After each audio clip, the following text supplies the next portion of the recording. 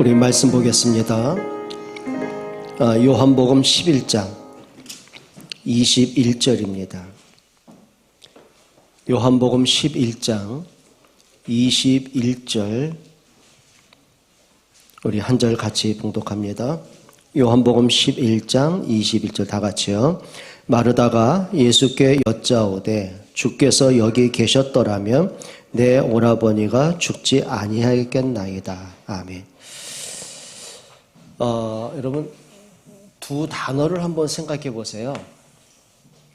우리가 그 하나님의 부재를 느낄 때 그 말은 뭐냐면 하나님이 마치 안 계신 것 같은 그 느낄 때가 있고요. 또 반대로 우리는 하나님의 임재를 계속 느끼는 사람들이 있습니다. 함께 하심이죠. 혹시 여러분은 그럴 때 없으십니까? 하나님 정말 계시는 게 맞나? 하나님이 정말 계신다면 왜 이렇게 내가 이렇게 힘드나? 왜 이렇게 기도 응답이 안 되나? 왜 이렇게 문제 때문에 내가 이렇게 힘들게 사나? 여러분 그렇게 뭔가 모르게 불신앙, 낙심, 염려 하나님이 안 보이고 자꾸 사람이 보이고 문제가 보이고 여러분 그럴 때 없으십니까? 또 반대로 우리가 진짜 하나님이 살아계신 게 맞는구나. 그래 내가 문제가 왔지만 그게 문제가 아니었구나. 그게 시간이 지나 보니 하나님의 계획이 이루어졌고 응답이 되었구나. 여러분 우리가 늘 하나님의 임재를 느끼는 사람들이 있거든요. 자 그럼 우리 한번 생각해 보셔야 돼요. 하나님의 부재를 내가 느낄 때는 언제일까요? 여러분 이런 사람들 많습니다. 복음을 굉장히 가볍게 여기는 사람들이 많습니다. 분명히 430년 동안 해결 안 되던 노예 문제 6월절 양의 피 바르고 끝났죠. 출애굽하죠. 그러면 딴 것도 아니고 하나님 말씀대로 6월절 양의 피 바를 때 바로가 항복을 하고 430년의 저주가 끝나고 출애굽을 했단 말이에요. 그럼 거기서 인생 결단해야죠. 진짜 복음 놓치지 말자. 근데요, 그 중에 대표적인 사람이 바로 고라와 그 일당 300명의 무리입니다. 그러니까 고라가 한 역할은 뭐냐면 40년 동안 끊임없이 한 게 뭐냐면요. 단 하나. 늘 모세를 대적하고 모세와 백성들을 이간시키고 그리고는 백성들하고는 불신앙하고 늘 선동했던 말. 선동하기를 우리가 언제까지 이렇게 살아가냐. 우리가 애굽에 돌아가는 게 낫지 않냐. 그러니까 백성들하고 막 마음을 흐트러 놓고 유혹하고 불신앙하고 다 무너지게 그 역할을 한 거예요. 자, 심지어는 모세가 이제 시내산에 올라가서 40일 동안 금식을 하죠. 그리고 하나님이 주신 십계명을 받고 내려옵니다. 그새 이제 또 고라가 그 일당들 또 선동을 하죠. 모세가 40일 동안 안 내려온 거는 죽었기 때문 아니겠냐. 우리가 언제까지 모세를 기다리냐. 우리의 지도자를 만들자. 우리를 구원하고 인도할 신을 만들자. 그 백성들의 선동에서는요. 금은보를 다 갖고 오게 해요. 그리고 그 금을 녹여서는 어마어마한 금송아지를 만들죠. 이렇게 말합니다. 이 금송아지가 우리를 구원하신 전능자다. 우리를 인도하실 신이다. 그리고 백성들이 그 금송아지 중심으로요. 몇 날 며칠을 막 파티를 하고 취하고 거의 축제하고 절을 하고 그때 모세가 그 광경을 보고요. 진노하죠. 그리고 십계명을 내어 던지니 하나님이 지진을 일으키고요. 그 고라와 300명의 무리를 이제 그 지진에 이제 매장시켜 버리신 안타까운 사건들이 벌어진 거예요. 이런 생각이 들더라고요. 여러분 혹시 운전하고 가시다가 경찰차가 분명히 서 있고 경찰들이 감시를 하고 있다면은 신호 위반 할까요, 안 할까요? 모든 운전사들이요. 신호 철저히 지킵니다. 속도 잘 지켜요. 왜냐하면 경찰관 보고요. 단속 안 당하려고요. 경찰이 무서움을 아는 거죠. 마찬가지라고 생각을 해요. 우리가 정말 하나님을 알고 믿고 하나님의 살아계심을 안다면 이제 이런 행위는 안 하는 거죠. 근데 문제는 뭐냐면 복음을 가볍게 여기고 보니 나를 구원하신 하나님은 안중에도 없는 거예요. 그래서 늘 불신앙하고 흔들리고 이런 역할을 많이 하는 거죠. 또 하나님의 부재를 언제 우리가 느끼냐면 복음을 오해하면은요 하나님의 부재를 다 느낍니다.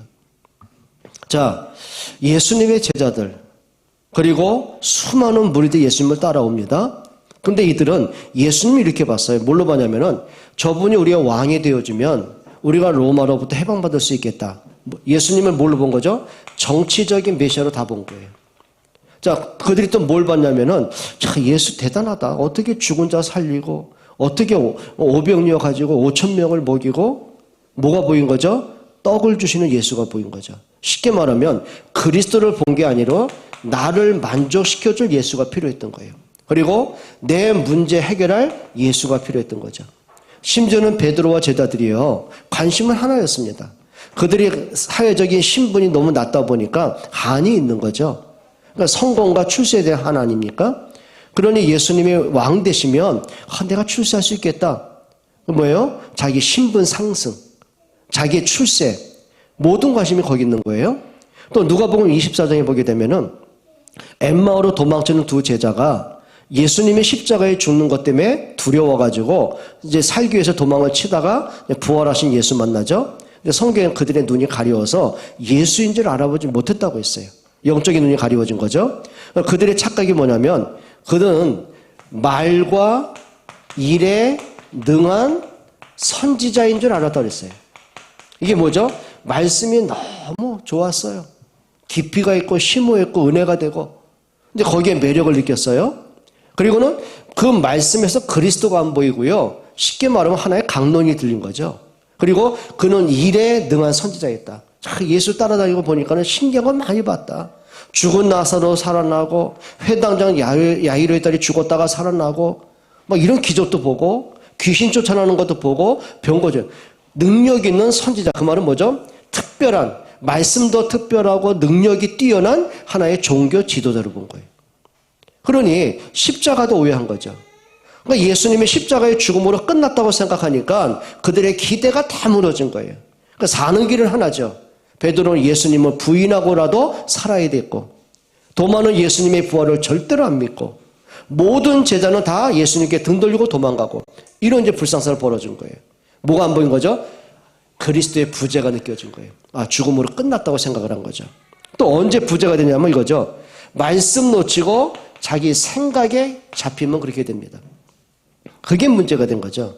자, 무슨 얘기냐면 보세요. 모세가 80년 인생을 살면서요, 내 생각이 딱 굳어집니다. 이제 끝이다. 내가 왕궁의 권력으로 있을 때도 문제 해결 못했고, 더더구나 내가 이제 80세 늙은 노인이고 아무 힘없고 초라한 양치기에 불과한데 내가 뭘 할 수 있겠냐? 그러니까 자기 생각에 잡히고 나니까 하나님의 부재가 느껴지는 거예요. 심지어는 어느 정도 하나님의 부재를 느끼냐면은 하나님이 모세에게 말씀하시는데도 그 말씀을 들을 만한 상태가 안 된 거예요.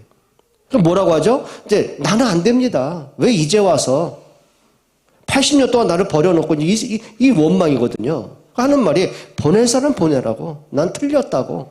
뭐가 된 거예요? 자기 입장, 자기 문제, 자기 꼬라지를 보니까 생각에 딱 잡힙니다. 그리고는 이게 안 들리는 거죠. 말씀이 안 들리는 거예요. 여러분, 대다수의 많은 신자들이 여기에 다 빠져 있더라고요. 왜 말씀이 안 들릴까요? 이유는 하나예요. 생각이 잡힌 거예요. 틀린 생각, 각인된 생각, 뭔가 살아오면서 지친 생각, 그리고 저 낙심하는 생각, 현실적인 생각 너무 잡히다 보면은요, 절대 말씀 안 들리게 돼 있는 거예요. 그게 하나님의 부재를 느끼는 거죠.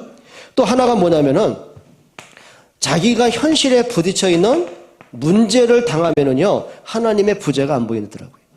오늘 요한복음 11장에 보게 되면 마르다와 마리아 자매의 문제가 뭐죠? 자기들이 살면서 의지했던, 부모처럼 의지했던 오빠 나사로가 병들어 죽게 된 겁니다. 그때 이 마르다와 마리아가 사람들을 이제 예수님께 보내요. 우리 오빠가 죽게 됐으니까 빨리 오셔서 고쳐달라고. 근데 예수님은 냉정하게 말씀하셨어요. 그건 죽을 병이 아니고 하나님의 영광을 드러낼 병이다 그랬어요. 나사로가 죽은 지 나흘, 4일이 지내서야 예수님이 이제 그 집에 오신 겁니다. 그랬더니 마르다와 마리아가 예수님 만나고 이렇게 원망하죠. 오늘 그게 21절에 그 말입니다. 예수님이 여기 계셨더라면, 그 말은 뭐죠? 우리 오빠가 병들었을 때 여기 오셨더라면, 우리가 사람을 보내서 예수님을 오시라고 할 때 오셨더라면 우리 오빠 안 죽었을 텐데요. 뭐가 된 거죠? 그리스도가 안 보이고요, 자기들의 문제를 외면했던 예수님에 대한 원망과 아쉬움이 너무 많은 거예요. 여러분, 그러면 이 마르다와 마리아 예수님 안 믿습니까? 믿어요. 심지어 어디까지 믿냐면 예수님의 부활할 것도, 예수님의 재림도, 그리고 예수님의 재림할 때 복음 안에 죽었던 사람들이 영원한 부활의 몸으로 부활할 것도 믿은 거예요. 그게 교리가 된 거죠. 그때 예수님 이렇게 말씀하신 거예요. 내 말이 네가 믿으면 하나님의 영광을 보리라 하지 않더냐. 그리고 마르다와 마리아에게 이걸 말씀하십니다. 나사로의 무덤을 맡고 있는 돌문을 치워라 라고 말해요. 역시 마르다와 마리아가 또 그리스도의 부재를 느끼는 거죠. 오빠가 이미 죽어서 나흘이 지나서 썩어서 냄새가 진동을 합니다. 그 말은 뭐죠? 살려줄 마음이 좀 진짜고지 왜 이제 와서 그 말이거든요. 그때 예수님이 돌무덤을 치우라고 강력하게 말씀하니까 이들이 그때서야 무덤 문을 치웁니다. 그러면 예수님이 꼭 무덤을 맡고 있는 그 돌문 때문에 예수님의 능력이 제한되는 걸까요? 문제는 그게 아니에요. 무덤을 맡고 있는 돌문이 문제가 아니라 이 마르다와 마리아 속에 하나님의 부재를 느낀 만큼 생각에 잡혀있는 엄청난 단단한 돌문이 있어요. 뭔가 현실의 문제 때문에 예수님이 안 보일 만큼, 말씀이 안 들릴 만큼 불신앙으로 꽉 찬 돌문이 있어요. 원망의 돌문이 있는 거죠. 비로소 마르다와 마리아 자기 생각을 내려놓고 무덤의 문을 치우는 그 순간 그리스도가 그들에게 역사한 거죠. 나사로야 나오너라. 그때 죽어졌던 나사로가 생명을 얻고 다시 이제 걸어 나오게 됩니다. 여러분 문제는 뭐냐면요. 우리가 하나님의 부재를 느낄 때가 참 많습니다. 또 엘리야 같은 경우도 마찬가지죠.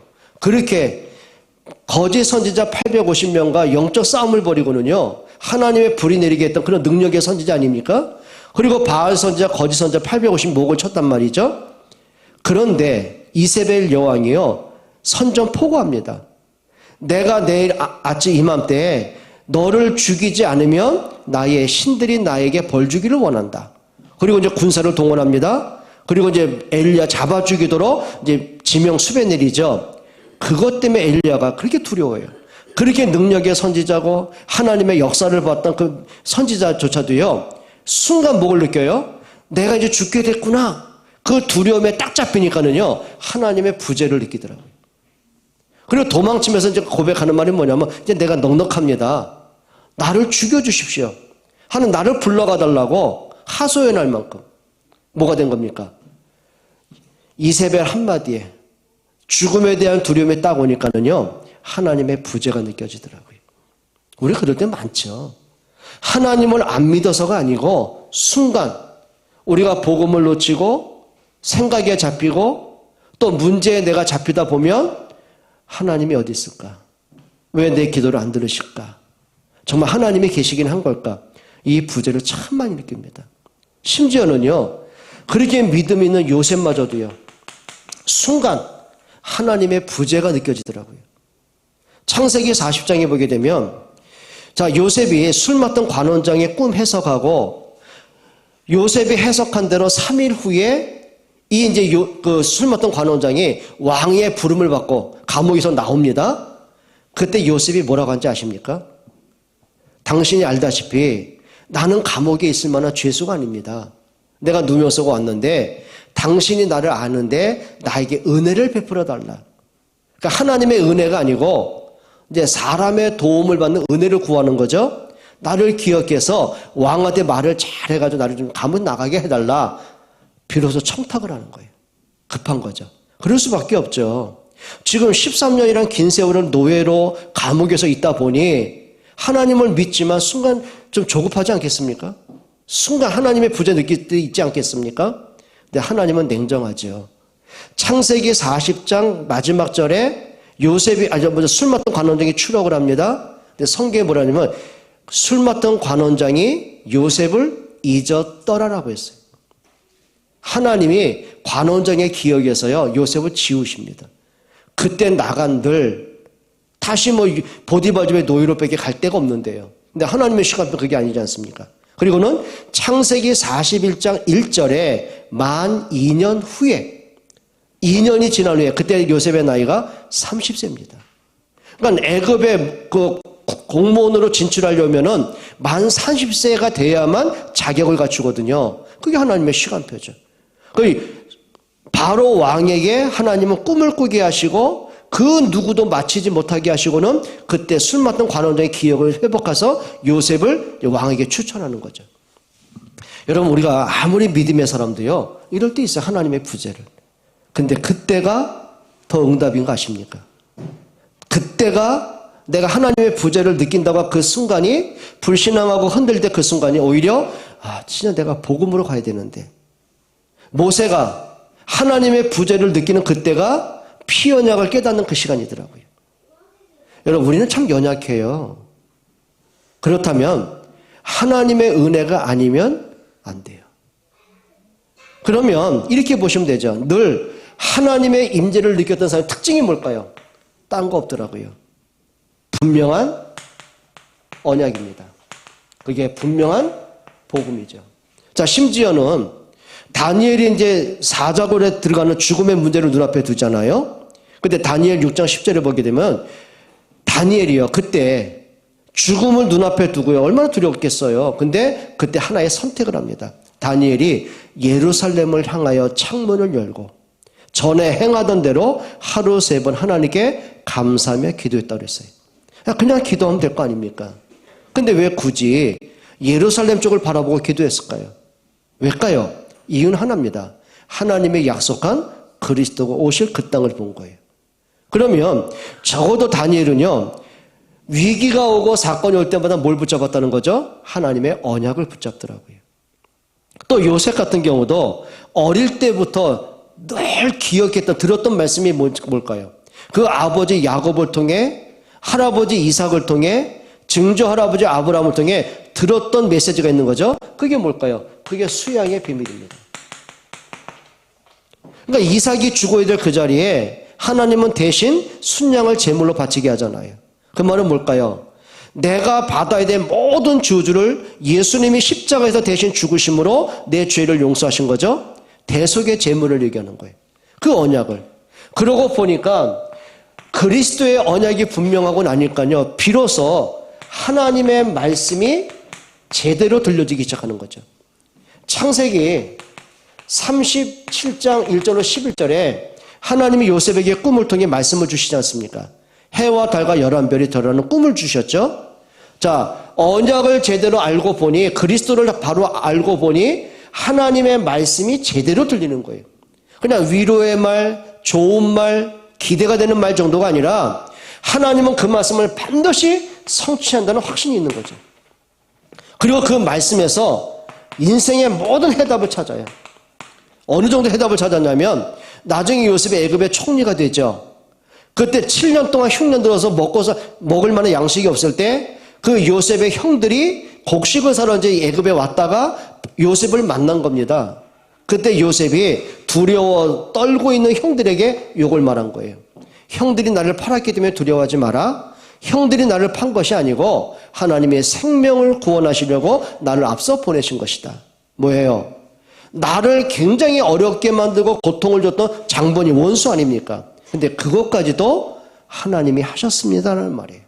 모든 걸 뭘로 봤어요? 복음으로 인생의 해답을 얻었어요. 하나님이 이렇게 말씀을 주셨더니 내가 애굽에 못 들어올 걸 아시고 형들을 통해서 나를 애굽의 노예로 팔게 하신 거구나. 이것이 하나님의 말씀 성취의 과정이었구나. 뭘로 본 거죠? 말씀에서 답이 나와요.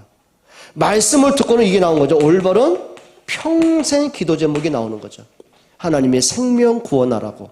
그러면 애굽의 노예로 들어온 이유도 있었고, 억울하지만 감옥에 갈 이유도 봤고, 그리고 나중에 성공한 애굽의 총리가 될 이유도 발견한 거예요. 그게 평생 기도 제목이 되는 거죠. 그러니 그 걸음을 하나님이 인도 안 하시겠습니까? 그러면 이런 하나님의 임재를 느끼는 사람 중에서 늘 하시는 일이 있더라고요. 뭘 보죠? 하나님이 이렇게 함께 하시는구나. 본인만 느낀 게 아니에요. 주변의 모든 사람이 하나님이 함께하는 사람이구나. 창세기 39장 3절에 2절과 3절에 뭐라고 했어요? 여호와께서 요셉과 함께 하시매. 심지어는 보디발 장군이요, 자기 집에 초라한 노인 줄 알았는데 이게 보니까 하나님이 함께하는 사람이라. 그러니까 불신자가 볼 때도 야, 요셉이 믿는 하나님이 정말 살아계시는구나. 그게 뭐예요? 하나님의 임재를 보는 사람들이에요. 여러분은 어떻습니까? 때로는 우리가 하나님의 부재를 느낄 때도 있긴 있어요. 근데 문제는 뭘까요? 그 속에서 내 연약함과 내 상태를 보는 겁니다. 아, 내가 이런 상태였구나. 내가 하나님을 믿는다고 하지만은 내가 이렇게 연약한 존재구나. 그래서 은혜 아니면 안 되는 거구나. 더 하나님을 바라보게 되고 하나님의 말씀을 더 붙잡게 되고 더 깊은 기도가 되어지는, 이게 오히려 그럴 때가요 더 큰 은혜 받을 때라고요. 그 예수님 뭐라고 하셨어요? 병든 자에게 의사가 필요한 거 아니냐. 인자는 죄인들을 위해 이 땅에 왔다라고 하셨어요. 여러분, 그리스도가 나와 함께 하심이 날마다 순간마다 걸음마다 확인되고 체험되고 이 복음이 증거되는 여러분 되시기를 축원합니다. 하나님 감사합니다. 정말 하나님의 살아계심이, 하나님의 함께하심이, 하나님의 역사하심이 보여지게 해 주옵소서. 예수 그리스도의 이름으로 기도합니다.